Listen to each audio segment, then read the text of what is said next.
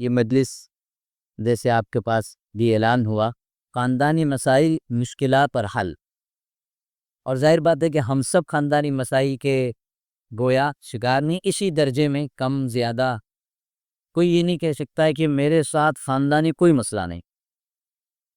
جیسے معین صاحب نے ذکر کیا کہ ہمارے یہاں فیملی فرسٹ میں ڈفرینٹ ٹائپ کے ورکشاپ ہوتے ہیں، پری میرج، پوسٹ میرج، 2 دن کے ورکشاپ، 3 دن کے ورکشاپ۔ تو ایک ورکشاپ میں بہت سارے جوڑے تھے، اور جوڑے کا مطلب یہ ہے کہ مرد بھی تھے، خواتین بھی تھی۔ تو میں نے پوچھا کہ ماشاءاللہ یہ بہت بڑا ایونٹ ہے اور بہت سارے لوگ ہیں، تو ان میں سے کون ایسا ہے جو خاندانی مسائل کا اب تک شکار نہیں ہوا، یا ہسبینڈ وائف میں کسی قسم کا کوئی کانفلکٹ نہیں آیا؟ ان کو میں نے پوچھا تو پیچھے سے ایک ہاتھ اٹھا۔ میں نے کہا یہی ہاتھ میں تلاش کر رہا تھا اتنے سالوں سے، تو آج تک کبھی میاں بیوی کا جھگڑا ہی نہیں ہوا۔ کچھ تھوڑی دیر سے اس کے بازو میں خاتون دی، اس کے بازو والی سہیلی کہتی کہ ابھی 1 ہفتہ پہلے ہی ان کا نکاح ہوا۔ تو آپ سمجھ گیا، اس کا مطلب یہ ہے کہ خاندانی مسائل، اور آپ کو تعجب ہوگا کہ رسول اکرم صلی اللہ علیہ وسلم کی ازدواجی اور خاندانی زندگی کو دیکھا جائے تو آپ علیہ الصلوۃ والسلام کی زندگی میں بھی اس زاویے سے اتار چڑھاؤ آیا۔ حالانکہ رسول اکرم صلی اللہ علیہ وسلم کا مقام مرتبہ کیسے ہے، اور آپ علیہ الصلوۃ والسلام کے افعال تو انک لعلی خلق عظیم، پوری انسانیت کے لیے لقد کان لکم فی رسول اللہ اسوۃ حسنہ۔ اب علماء نے یہ لکھا ہے کہ اس وجہ سے بھی اس کی ضرورت ممکن ہے پڑی ہو کہ آئندہ اس کانٹیکس میں، اس زاویے سے بھی رہبری کی ضرورت۔ چنانچہ آپ میں سے اکثر کو واقعہ پتا ہوگا جس موقع پر اللہ کے رسول صلی اللہ علیہ وسلم ایک دو نہیں اپنی تمام ازواج سے بیک وقت ناراض رہے، اور وہ سلسلہ طویل ہوا، یہاں تک کہ مہینہ گزرا۔ حضرت عمر رضی اللہ تعالی عنہ کا حضرت حفصہ رضی اللہ تعالی عنہ کو اس مناسبت سے بہت سخت اور ڈانٹ ڈپٹ کے جملے کہنا۔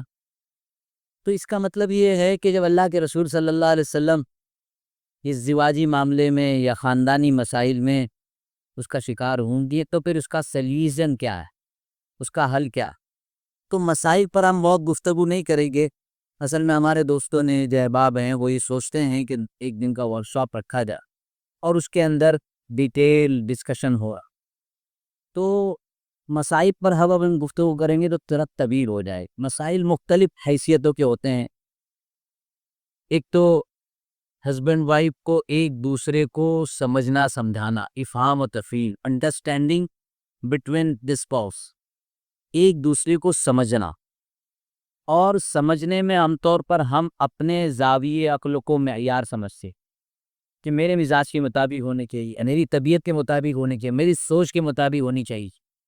حالانکہ یہاں جتنے لوگ اس وقت بیٹھے ہیں، ہر ایک کا چہرے کا اپنا انداز مختلف، اور کبھی ہم یہ نہیں سوچتے ہیں کہ جس طرح میں دکھتا ہوں اسی طرح 100% یہ بھی دکھے، اور کبھی یہ نہیں سوچتے ہیں کہ جس طرح یہ شیخ دکھ رہے ہیں ایسے میں بھی دکھوں، ایسا کبھی سوچتے ہیں؟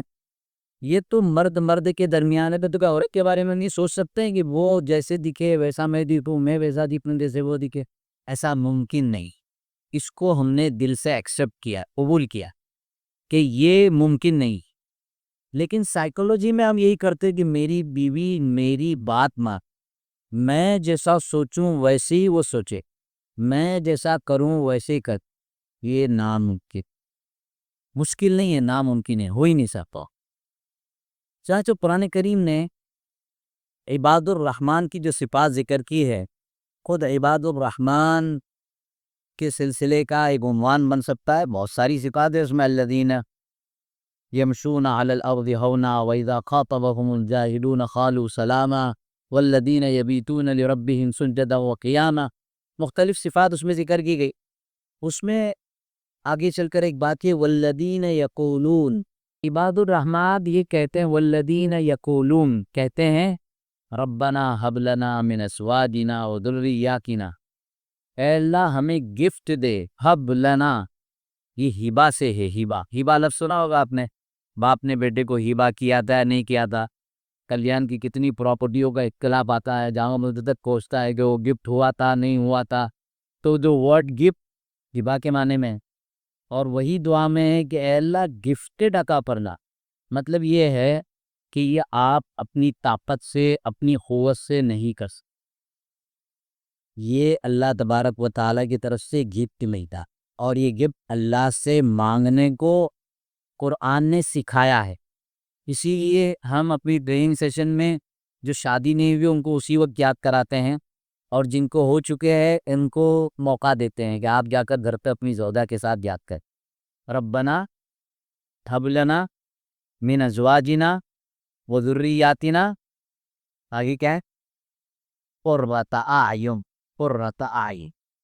تو یہ جو لفظ قرۃ اعین، اگر آپ کو میرا یہ آدھے گھنٹے کا بیان، لیکچر، ٹاک یاد نہیں رہے، صرف لفظ قرۃ اعین یاد رہے، تو خاندانی مسائل یا ازدواجی مسائل کا حل آپ کو ملتا ہے. آنکھوں کی ٹھنڈک، قرۃ اعین. دعا ہے کہ اے اللہ ہم کو ایسا پارٹنر دے. ازواج زوج کی جمع، اور زوج عربی میں کلل جہتین ہے. یہ تو ہم نے انڈیا میں زوج اور زوجہ کر دیا ہے، ورنہ لفظ عربی میں زوج شوہر کو بھی بولا جاتا ہے اور بیوی کو بھی بولا جاتا. تو اے اللہ ہم کو ایسا پارٹنر دے، ایسی بیوی دے، اور بیوی ایسا شوہر دے، اور اسی طریقے سے وہ ذریاتنا، اور ایسی نسل دے، ایسی اولاد دے جو ہماری آنکھوں کی ٹھنڈک بنے. قرۃ اعین. قرآن نے بہت پڑھی لکھی ایجوکیٹڈ بیوی کی ڈیمانڈ نہیں کی. قرآن نے بہت بیوٹیفل بیوی کے سلسلے میں کوئی رہبری نہیں کی. حدیث مبارکہ بھی کہیں بھی ہینڈسم شوہر کا ڈیمانڈ نہیں، بہت رچ فیملی کا کوئی ڈیمانڈ نہیں، کیونکہ یہ سارے ڈیمانڈ جو لوگ پورے کر چکے ہیں، اگر ان کی ازدواجی زندگی میں قرۃ اعین نہیں ہے وہ فیل ہو گئے. چنانچہ چونکہ ہمارا تو سینٹر ہے، ڈیلی کیسز رہتے ہیں. میرے پاس تو ایسا بھی کیس اس وقت ہے کہ دونوں ڈاکٹر ہے، میڈیکل ڈاکٹر، ہائیلی کوالیفائڈ ہے، اور بیسک فنکشن آف فیملی کا بنیادی باتیں ہیں اس کی انڈرسٹینڈنگ نہیں ہے. اختلاف ہے، بات طلاق تک پہنچ چکی ہے، سامان ابھی یہاں سے وہاں منتقل ہوا ہے، جو خلا کے پیپر کے بارے میں ڈسکشن جاری. اسی طریقے سے ایسے بھی کیس ہے جہاں اللہ نے بہت مان دیا، بہت بڑا گھر ہے، لیکن ہسبینڈ وائف کے انڈرسٹینڈنگ نہیں دی. اس لیے شریعت نے بہت پیارا لفظ بتایا، قرۃ اعین، آنکھوں کی ٹھنڈک. اور واللہ یہ آنکھوں کی ٹھنڈک مانگنے کا ایک خاص طریقہ ہے، ایک خاص سلیقہ ہے. اللہ سے پورے جذبے کے ساتھ، یقین کامل کے ساتھ اگر آپ اس قرۃ اعین کو مانگے، اگر آپ کی ازدواجی زندگی میں اس وقت بھی کوئی مسئلہ ہے تو اللہ اس کو 60 ڈگری چینج کریں گے، اور وہی بیوی جو روز کی کچ کچ کچ کچ کچ کچ، وہ آپ کے لیے آنکھوں کی ٹھنڈک کریں گے. کیا مطلب ہے آنکھوں کی ٹھنڈک؟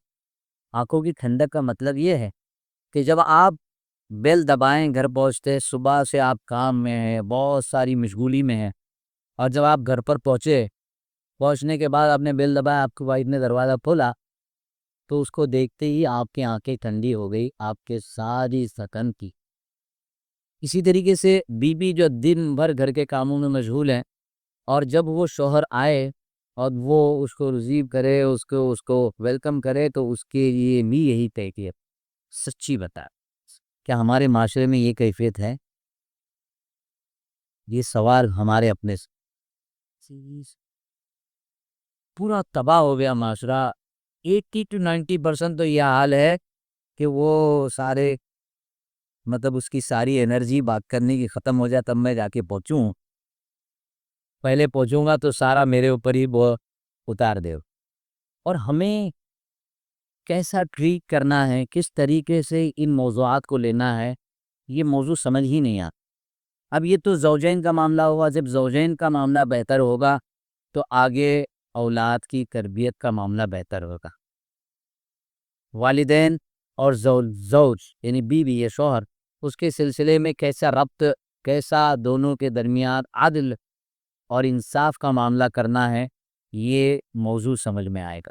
تو شرعی تعلیمات میں قرآنی آیات اور احادیث مبارکہ کی روشنی میں ہمیں یہ پورا کے پورا نظام سمجھایا گیا، لیکن ہمارا مسئلہ یہ ہے کہ ہم بچی کی شادی طے کرنے سے پہلے بڑی فکر سے ہال کی بکنگ دیکھتے ہیں، وہ لوگوں کو کھانا کھلانا ہے نا، اور ہال جب تک آتا نہیں جب تک ہماری ڈیٹ ڈیسائیڈ ہوتی نہیں، صحیح ہے۔ اس کے بعد دوسرا کار شروع ہوتا ہے کہ کن کن لوگوں کو دعوت دینا، اس کی ایک لسٹ بنتی ہے۔ اسی طریقے سے کھانا کیا کھلانا ہے، اس کی ایک لسٹ بنتی ہے، لیکن کبھی یہ خیال نہیں ہوتا کہ بچوں کو بچیوں کو بیٹھ کر ازدواجی زندگی کے چیلنجز اور اس کے مسائل سے لے جائے، جس کو کہتے ہیں پری میرج، تربیت قبل از نکاح۔ بلاد عربیہ میں یعنی خلیج میں اسے کہتے ہیں تأہیل المؤخرین والمؤہلات علی الزواج۔ تو ملیشیا ایک ایسا ملک ہے جہاں یہ نظام قائم ہے کہ ہر جوڑے کے لیے تربیت کا نکاح نظام ہوتا ہے۔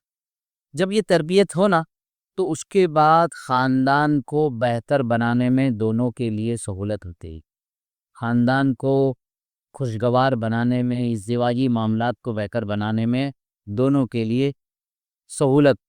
اور اللہ کے رسول صلی اللہ علیہ وسلم کی سیرت دیکھیں، اللہ کے حبیب نبی صلی اللہ علیہ وسلم فرما رہے ہیں خیرکم خیرکم لأہلی، کہ تم میں سب سے اچھا انسان وہ ہے جو اپنے گھر والوں کے ساتھ اچھا ہو۔ یعنی ہم کو خود اپنے آپ کو اپنا تجزیہ کرنا ہے اپنے آپ کے بارے میں، کہ اگر آپ سے آپ کی اہلیہ سے آپ کے بارے میں پوچھا جائے تو آپ کو تھوڑی دیر کے لیے سوچیں کہ وہ کیا بولے۔ اگر وہ تعریف کرے گی تو الحمدللہ آپ بہت اچھے سے ہو رہے ہیں، اور اگر وہ تعریف نہیں کر رہی ہے تو کچھ نہ بل جاتا۔ اسی طرح آپ سے پوچھا جائے کہ آپ کی بیوی کیسی ہے، ہمارے یہاں کاؤنسلنگ سینٹر میں جب دونوں کیس مسئلہ گڑبڑ ہو جاتا ہے نا تو ان کو سیشنز کے لیے بلایا جاتا ہے، کاؤنسلرز آتے ہیں۔ تو کبھی نبار ایک ہم کو جو ہے نا سیشن لینے سے پہلے ضرورت پڑتی ہے ان کی اسکریننگ، تو ہم ہسبینڈ کو جو ایک پیپر دیتے ہیں، یہ آپ اپنی بیوی سے کیا کیا پرابلم ہے وہ لکھیے، اور بیوی کو دے دیتے ہیں الگ سے کہ اپنے شوہر سے کیا کیا پرابلم ہے وہ لکھ، کیونکہ جھگڑا کر کے آئے ہیں، وہ اوپر سے نیچے تھاپ تھاپ تھاپ تھاپ تھاپ تھاپ پورا پیپر بھر جاتا ہے، کبھی دوسرا بھی دینا پڑتا۔ اس کے بعد ہم دوسرا پیپر دیتے ہیں کہ آپ اپنے شوہر کی تعریف نہیں کی، اس کے اندر کچھ تو اچھا ہی ہو، اور شوہر کو کہتے ہیں اپنی بیوی کی تعریف بھی بڑی مشکل سے سوچ سمجھ کے ایک لائن لکھتا ہے، دوسری لائن لکھتا ہے، تیسری لائن پہ تو بہت کم لوگ ہیں جو پہنچے۔ وجہ کیا ہے؟ ایک یہاں نفسیاتی طور پر ایک بیہیئر، ایک منفی رجحان، اور اس کے لیے یہ سمجھنا ضروری ہے کہ بنیادی طور پر عبد الرحمن کا اختلاط عائشہ سے ہے، اور عبد الرحمن عائشہ کو سب کچھ سمجھتا ہے۔ ایک مثال میں بتا رہا ہوں کیونکہ ہم نے سب نے عبد الرحمن کا نام لیا، لیکن اس کے پیچھے کہ اللہ نے خاتون کو، عورتوں کو کس نظام کے تحت، کس مزاج کے تحت، کس نفسیاتی پہلوؤں کے ساتھ بنایا ہے، ہمیں اس کی شعور نہیں ہوتا، پر ہم صرف ایک خاتون کے ساتھ اختلاف کرتے ہیں، جبکہ اگر دیکھا جائے تو ایک طرف وہ آپ کی بیوی عائشہ، فاطمہ، جو بھی نام ہوگا، دوسری طرف ایک وہ خاتون ہے جو بنیادی طور پر ہے، اور بحیثیت خاتون ہونے کے رسول اکرم صلی اللہ علیہ وسلم نے فرمایا کہ اللہ تبارک و تعالیٰ نے کس طریقے سے خواتین کو پیدا کیا۔ اس کے اندر ایک جملہ کہا گیا کہ ان کو تیری فصلی سے پیدا کیا گیا۔ اب اس کو بھی بہت سارے لوگ ایک منفی رجحان کے ساتھ ذکر کرتے ہیں، حالانکہ اس حدیث کو سمجھنے کی ضرورت۔ پھر کئی لوگ جب حدیث سمجھ میں نہیں آتی تو اس کا انکار بھی کر دیتے ہیں، حالانکہ اللہ تبارک و تعالیٰ نے یہ دونوں نظام بالکل مختلف بنائے، دونوں کی فکر و نظر کو مختلف بنائے۔ اب جب سائیکیٹرسٹ، سائیکالوجسٹ ترقی کر گئے، ہم نے ایک سیشن میں ایک سائیکیٹرسٹ ڈاکٹر کو بلایا اور ان کو ٹاپک کیا brain of men and women آپ اٹس ورکس، کہ مرد اور عورت کا دماغ کیسے کام کر۔ انہوں نے اسٹیج کے اوپر پورا برین بنایا، فیس بنایا، اور یہ سمجھانے کی کوشش کی کہ جب میڈیکل ریسرچ نے برین، فیمیل برین اور میل برین کو رکھا فارم ہے اور سمجھنے کی کوشش کی کہ یہ میل ہے یا فیمیل ہے، تو پتہ نہیں چلا، کیونکہ اوپر سے جو دماغ ہم نے، ٹھیک ہے مردوں انسانوں کا دماغ نہیں دیکھا ہوگا لیکن بکرے کا تو دیکھا ہے نا، عید کے دن دکھتا ہے بھائی. تو اب بکروں کے اندر بھی میل فیمیل ہوتے ہیں، دماغ نکالو باہر سے تو کچھ سمجھ میں نہیں آئے گا کہ یہ کون سا یہ پکس ہے. پھر ڈاکٹر نے اس کے اندر ایم آر آئی کیا، ایم آر آئی کرتے ہوئے کوشش کی سمجھنے کے لیے، تب بھی اردو کوئی بہت خاص فرق سمجھ میں نہیں آیا. اس کے بعد انہوں نے ایف ایم آر آئی کیا. ایف ایم آر آئی میں جو ہوتا ہے وہ سلائس اوپر سے نیچے سے دائیں سے یعنی ہر طرف سے اس کو سکین کیا جاتا ہے، تو غیر معمولی طور پر فرق نظر آیا پہلی مرتبہ. تو ان کو لگا کہ شاید مشین کی گڑبڑ ہوگی. دوسری مشین میں کروایا وہی نظر آیا، تیسری مشین میں کروایا تو وہی نظر آیا. ڈاکٹر صاحب کا کہنا ہے کہ اوپر سے سسٹم نظر آتا ایک ہی ہے لیکن اندر کی پوری مطلب جو ارتھنگ ہے اور جو پوری لائن ہے وہ پورا کے پورا مختلف ہے. اب اگر یہ بات سمجھ میں آ جائے ہم لوگوں، اور ایک بڑے اسکالر نے اس کو آسان زبان میں سمجھانے کی کوشش کی کہ آپ کے کوئی رشتہ دار امریکہ میں رہتے یا یو کے لندن میں رہتے ہیں اور آپ کے گھر میں کوئی شادی طے کی، ان کو بھی آپ نے دعوت بھیجی 6 مہینے پہلے، آپ کا آنا ضروری ہے، بہت اہم بھائی آپ کی بیٹی ہے بنانا. تو ٹھیک ہے، انہوں نے 4 مہینے پہلے جو ہے وہ فلائٹ سی ٹکٹ بک کی اور آپ کو بھیج دیا کہ ہم لوگ آئیں. آپ لوگوں نے ان کے لیے کچھ مناسب انتظام بھی کیا، وہ آئے، ہفتے بھر رہے اور پھر چلے. اب وہ دونوں کے دونوں ورکنگ تھے، یعنی ہسبینڈ بھی وائف، دونوں کے دونوں ڈاکٹر. جانے کے بعد اسپیکٹ کے دوستوں نے کہا کہ کیسا یا پھر کتنے سال بعد گئے، کیسی شادی تھی، کیا تھا. تو اس نے 7-8 منٹ میں کہ ہم لوگوں نے جو ہے میرے کی فلائٹ بک کی تھی اور ہم لوگوں نے یہ گفٹ لیے تھے، کلیان گئے، کلیان میں وہ ایسا تھا، ایک ہلدی بھی کی جو غیر مناسب تھی، مہندی بھی کی جو غیر شرعی تھی. اب وہ اگر سمجھدار ہوئے تو، اور اس کے بعد اس طرح کا کھانا تھا اور یہ تھا وہ تھا، 5 منٹ کا کام تھا. وائف گئی تو اس کے فرینڈ نے پوچھا لے کیا ہوا، کہ اس نے اپنی کہانی سنا کہ ہم لوگوں نے 6 مہینے پہلے ہم کو دعوت آئی، پہلے تو واٹس ایپ سے آئی، پھر انہوں نے ای میل پہ بھیجا، پھر 3 مرتبہ اس کے چاچا نے فون کیا، چاچا کا نام یہ ہے، ہمارے اس کے بہت اچھے تعلقات. اس کے بعد پھر ہم لوگوں نے پہلے جو ہے یہ فلائٹ بک کی تھی لیکن اس کا اندر ٹائمنگ ہم لوگ کو شوٹ نہیں ہو رہا تھا، دوسری فلائٹ بک.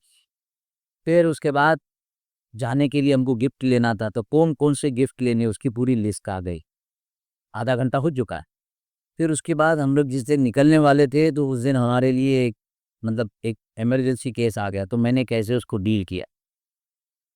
1.5 گھنٹے کے بعد اس نے کہا کہ ابھی آدھی ہوئی ہے، اب میں کلیان پہنچی نہیں ہوں، کل کلیان کی بات سناؤ. تو سفر دونوں نے ساتھ میں کیا تھا لیکن واقعات کی ترجمانی کا انداز دونوں کا پیکتم مختلف تھا.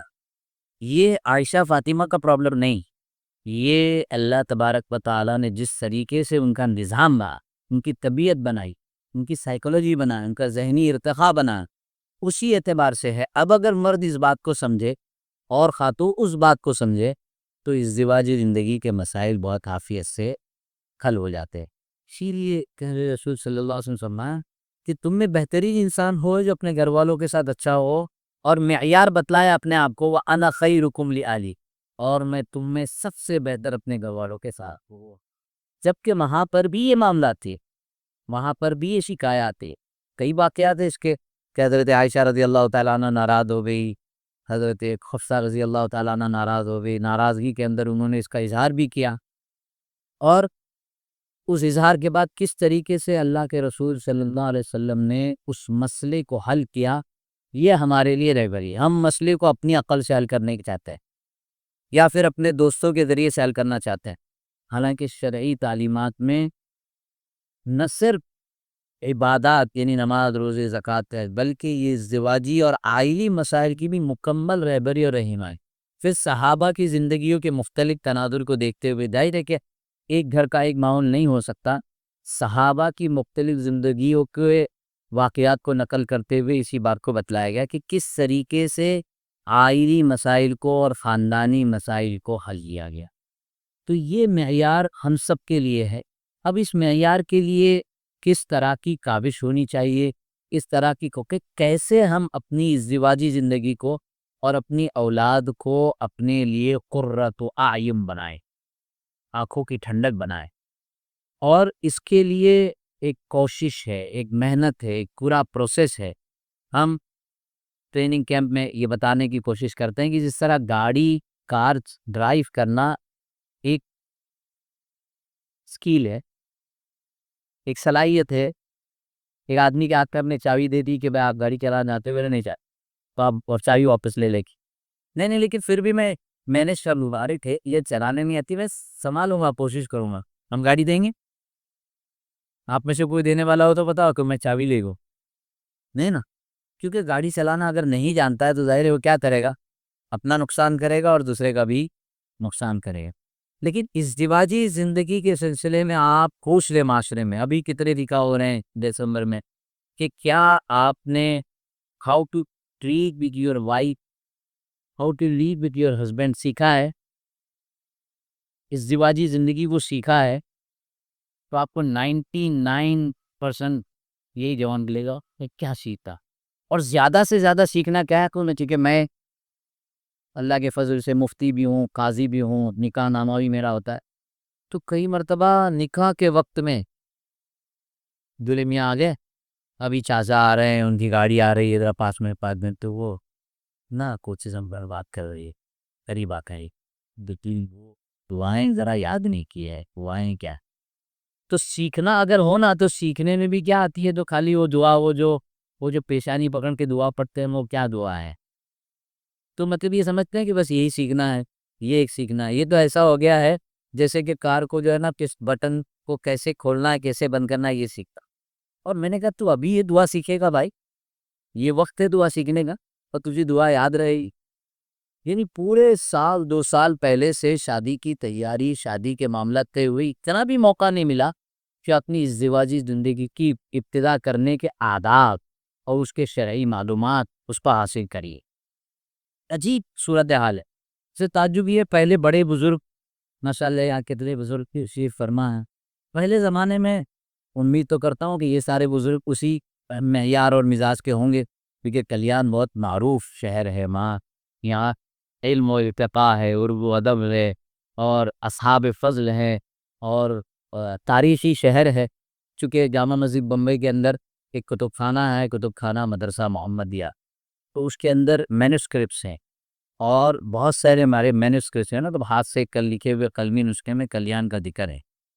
تو امید تو یہی ہے، لیکن عام میں بات کر رہا ہوں ان حضرات کی نہیں، کہ پہلے جو بزرگ ہوتے تھے وہ اپنے بیٹوں کو لے کر بیٹھ کر، جو خواتین جو چاچیاں، نانیاں، دادیاں ہوتی تھی وہ بچیوں کو لے کر بیٹھی کہ جی بیچا یہ مسائل آپ کے ساتھ ہوں گے، اس طرح کا معاملہ ہوگا، کس طریقے سے تم کو اپنے خانگی مسائل کو بہتر کرنا ہے، کس طریقے سے آئلی مسائل کے اندر کہ وہ آپ کے وہاں سسرے ہوں گے، ساس ہوں گی، ننند ہوں گے، ہوگی، یہ سب ہوں گے، تو کیسے آپ کو معاملے کو بہتر کرنا.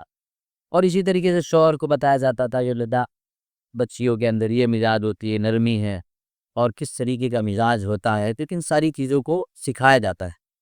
لیکن ابھی ان بزرگوں کے پاس بھی وقت نہیں ہے. کسی کے پاس اگر وقت بھی ہو نا تو پھر ان کا وقت کہاں چلا جاتا ہے.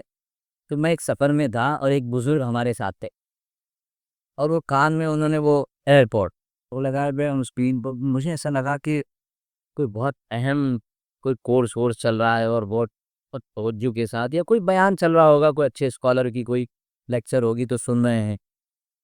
تو جہاں منزل پہ جانا تھا، وہ منزل پہ جانے کے بعد بھی وہ بزرگ جو ہے نا ایک کنارے پر کرسی لے کر بیٹھ گئے. چونکہ میرا ڈے ٹو ڈے کا ٹاپک ہے تو مجھے بہت مطلب یہ کہ ایک تجسس پیدا ہوا کہ جاتے حال سو کرو کہ اتنا کیا امپورٹنٹ ہے کہ وہ بچے کھیل رہے ہیں، وہاں کھانے کا بھی نظام ہے اور یہ کونے میں بیٹھ کر ایسا لگ رہا ہے جیسے اپنے اگزام کی تیاری کر رہے ہیں، کل کوئی پیپر دینا ہے. تو میں گھومتے پھرتے ان کے پیچھے پہنچا تو پتہ چلا وہ کوئی پاکستانی سیریل دیکھ رہے تھے اور اس کی کوئی 2-3 جو ہے نا ایپیسوڈ باقی تھے اور وہ وجہ کہ اب اس کو پورا کرنا. تو ابھی بزرگوں کے پاس بھی کچھ کام نہ ہو تو پاکستانی سیریل ایسا معاذ اللہ نعوذ باللہ ایسا سنتے جیسے کہ کوئی بہت بڑی عبادت کر رہے ہیں، یعنی اہتمام کے ساتھ گھر کے خواتین، وہ بوڑھیا اور خواتین اتنے اس کے ساتھ. حالانکہ یہ سیریل جو ہے نا یقین کریں خاندانی اور عائلی مسائل کو تباہ کر بچیاں دیکھ کر اپنے ذہنوں کے اکثر ایک الگ تصور قائم کرتی، اور یہ سارا کے سارا تصور صرف تصوراتی دنیا کا ہے، اس کی حقیقی دنیا سے کوئی تعلق ہی نہیں۔ جیسے لو میرج اور ارینج میرج میں سمجھایا جاتا ہے کہ لو میرج میں ہوتا کیا ہے کہ لڑکا لڑکی پہلے سے ایک دوسرے کو جانتے ہیں، اب جب ایک دوسرے کو جانتے ہیں تو اپنے محاسن ایک دوسرے کو بتلاتے ہیں، میں ایسا ہوں، میرے باپ ایسے ہیں، ہمارا اتنا بڑا بنگلہ ہے، ہمارا یہ ہے وہ ہے، لڑکی بھی ہمارا ایسا مزاج ہے، ہمارے گھر میں ایسا کھانا بنتا ہے، اتنے قسم کی بریانیاں بنتی ہیں۔ اب وہ لڑکا ایک تصوراتی دنیا قائم کر لیتا ہے اور لڑکی بھی ایک تصوراتی دنیا قائم کر لیتی ہے۔ 8 سال کی محبت 8 دن کے اندر زمین دوز ہو گئے۔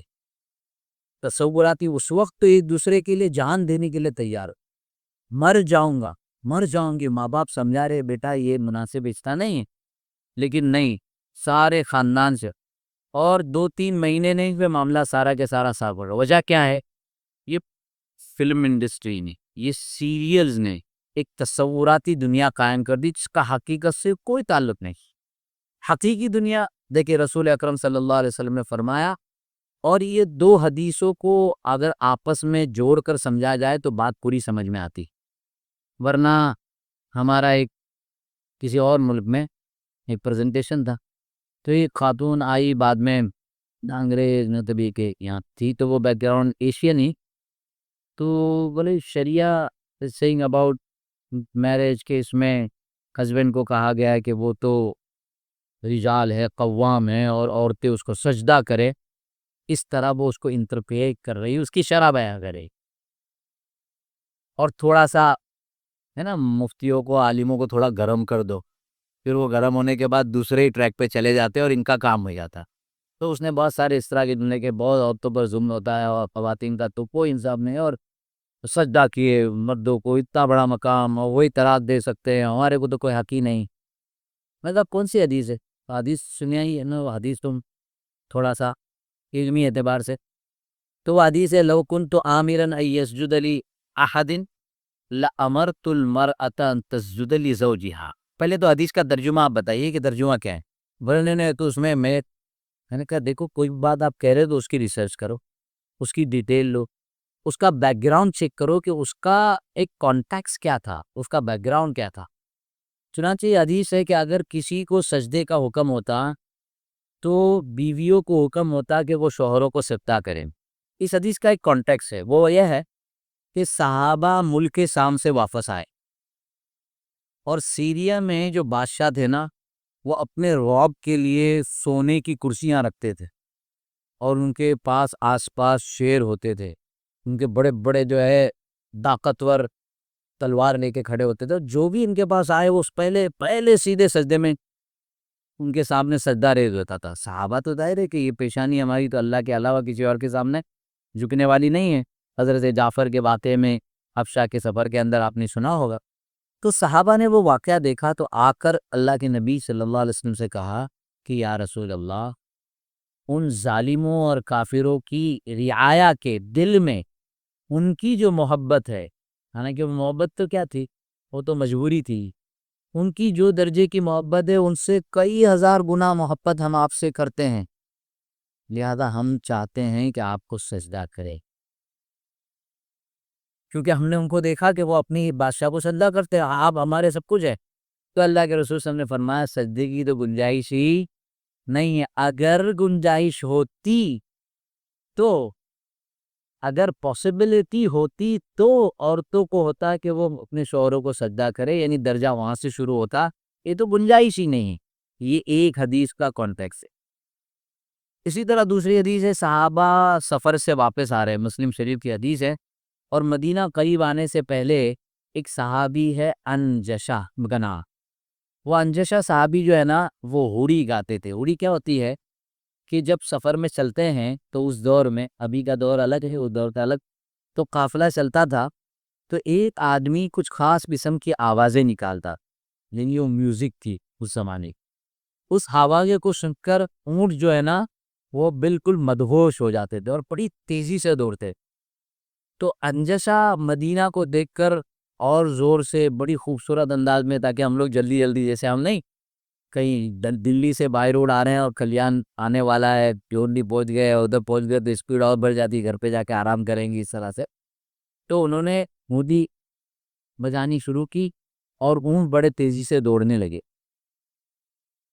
اور اونٹ کے اوپر مرد جو ہے نا وہ سوار ہوتا ہے، یعنی وہ دونوں پیر کی طرف رکھا، اور خواتین کے لیے کجاوا رکھا جاتا ہے. آپ لوگوں نے دیکھا ہوگا، ویسے ریئر میں تو نہیں لیکن تصویر میں تو کہیں دیکھا ہوگا، اونٹ کے اوپر کجاوا ہوتا ہے. اور وہ کجاوے والا واقعہ آپ کو عفق عائشہ، حضرت عائشہ رضی اللہ تعالیٰ عنہ کے عفق کا جو واقعہ ہے، جس میں کجاوا اٹھا کے نیچے رکھا گیا، اور اس کے بعد حضرت عائشہ اپنی قضائے حاجت کے لیے چلی گئی. بہت ہلکا وزن تھا، بعد میں ان لوگوں نے اٹھا کے رکھ دیا، پتہ ہی نہیں چلا کہ حضرت عائشہ اس میں ہے یا نہیں ہے. اس واقعے کے اندر اس کجاوے کا بھی ذکر ہے. تو وہ کجاوا ہوتا ہے، کجاوے کے اندر خواتین بیٹھی ہوتی. جب یہ اونٹ تیزی سے دوڑنے لگے تو وہ کجاوے بہت زور سے ہلتے ہیں، اور اپنے کوکر کی جو رستے ہیں نا، ایسٹ ویسٹ، لا اوپر نیچے کھٹے، تو اس میں آدمی کو چکر آتے. تو اللہ کے رسول صلی اللہ علیہ وسلم قربان جائے کتنا پیارا جملہ کہا. یہاں کہا کہ اگر حکم ہوتا تو عورتوں کو حکم دیتا کہ وہ مردوں کو سجدہ کرے، اور یہاں کا رفقم بالقواری، رفقم بالقواری، یا انجشا رویدک، اے انجشا ذرا ہلکے ہلکے، رفقم بالقواریر، قوارین کا خیال رکھے. قوارین کیا ہے؟ قواریر قارورہ کی جمع ہے، یہ عربی کا لفظ ہے. کئی معنی ہیں اس کے، کیونکہ عربی میں تو لفظ کے مختلف معنی بھی ہوتے ہیں اس کی اپنی وسعت کے اعتبار سے. ایک معنی جس کے اوپر اہل لغت کا اتفاق ہے، قارورہ اس کانچ کے برتن کو کہتے ہیں جس کے اوپر ڈیزائن بنی ہو.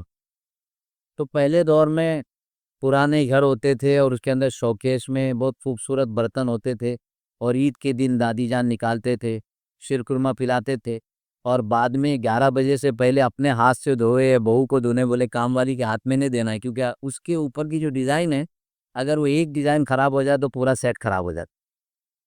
تو جس طریقے سے حدیث میں سمجھایا گیا رفقم بالقواری، کہ جس طریقے سے شیشے اور کانچ کے برتنوں کا خیال رکھا جاتا ہے انجشا، اس کجاووں کے اندر جو اللہ کی بندیاں ہیں، جو خواتین ہیں، وہ اس کانچ سے بھی زیادہ نازک ہے، ان کے ساتھ نرمی کا معاملہ کیا. تو اب یہ بیلنس سمجھ میں آتا ہے کہ یہاں مردوں کے لیے تو کہا کہ ان کا مقام بتلایا ہے کہ ان کا مقام بہت ہے، الرجال قوامون علی النساء، لیکن دوسری جگہ قرآن نے کہا وَلَهُنَّ مِثْلُ الَّذِي عَلَيْهِنَّ بِالْمَعْرُوفِ. کبھی کبھی الرجال قوامون علی النساء کے صورت میں مرد یہ سمجھتا ہے کہ میں نے تو تلوار نکال لی، میں ان کے اوپر حاکم. قوامون، ہم قوام، بیٹی جگہ قرآن ہی کہتا ہے وَلَهُنَّ، اور ان عورتوں کے لیے یہ الذی، اتنا ہی حق ہے، علیہن، جتنا ان کے اوپر ذمہ داری ہے، بالمعروف، بھلے طریقے. تو یہ بیلنس ہے ازدواجی زندگی کے. اس بیلنس کو اگر ہم سمجھ لیں تو بہت سارے خانگی عائلی مسائل حل کیے جا سکتے ہیں، اور یقیناً اللہ کے کلام میں اور احادیث رسول اکرم صلی اللہ علیہ وسلم کی عملی زندگی اور صحابہ کی عملی زندگی کے اندر ہر مسئلے کا، ہر چیلنج کا حل موجود ہے. لیکن ضرورت ہے کہ ہم اس انداز میں، اس فکر کے ساتھ، اس توجہ کے ساتھ اس مسئلے کو سالو کرنے کی کوشش کریں، اس مسئلے کو حل کرنے کی کوشش کریں.